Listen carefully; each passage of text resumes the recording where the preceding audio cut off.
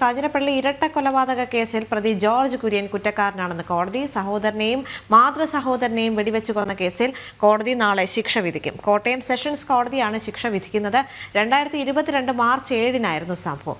മിഥുൻ അയ്യപ്പൻ ചേരുന്നുണ്ട്. മിഥുൻ, വിവരങ്ങൾ എന്തൊക്കെയാണ്? മാർച്ച് 7-ന് നടന്ന ഒരു കൊലപാതകത്തിന്റെ വിധിയാണ് ഇപ്പോൾ ഉണ്ടായിരിക്കുന്നത്. സ്വത്ത് തർക്കത്തെ തുടർന്ന് സഹോദരനെയും മാതൃസഹോദരനെയും വെടിവെച്ച കൊന്ന കേസിൽ പ്രതി കുറ്റക്കാരനാണെന്ന് കോടതി വിധിച്ചിരുന്നു. വിചാരണയ്ക്ക് ശേഷം ഇന്നാണ് ശിക്ഷ വിധിച്ചത്. ഈ വിധിയിൽ നാളെ ശിക്ഷ എന്താകുമെന്നുള്ള കാര്യത്തിൽ തീരുമാനമാകും. കാഞ്ഞിരപ്പള്ളി കരിമ്പനാൽ വീട്ടിൽ ജോർജ് കുര്യൻ ആണ് കുറ്റക്കാരനാണെന്ന് കോട്ടയം അഡീഷണൽ സെഷൻസ് കോടതി ഇപ്പോൾ കണ്ടെത്തിയിരിക്കുന്നത്. അത്തരത്തിലുള്ള വിധിയാണ് ഇപ്പോൾ ഉണ്ടായിരിക്കുന്നത്.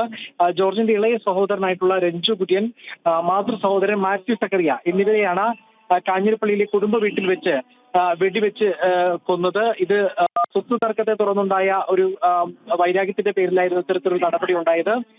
ഇപ്പോൾ ഇവരെ കുറ്റക്കാരനാണെന്ന് കോടതി കണ്ടെത്തിയിരിക്കുന്നു. അഡീഷണൽ സെഷൻസ് കോടതി കോട്ടയമാണ് ഇത്തരത്തിൽ ശിക്ഷ വിധിച്ചത്.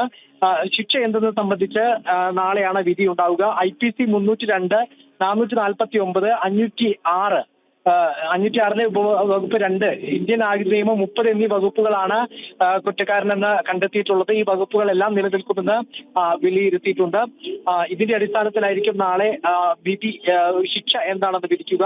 കേസിൽ സർക്കാരിന് വേണ്ടി, കേസിൽ പ്രോസിക്യൂഷന് വേണ്ടി special public prosecutor advocate CS അജയനും അതുപോലെ തന്നെ അഡ്വക്കേറ്റ് ദീപു ജോൺ തുടങ്ങിയവരാണ് ഹാജരായിരുന്നത്. ഏതായാലും ശിക്ഷാവിധി നാളെ ഉണ്ടാകും. ശരി മിഥുൻ.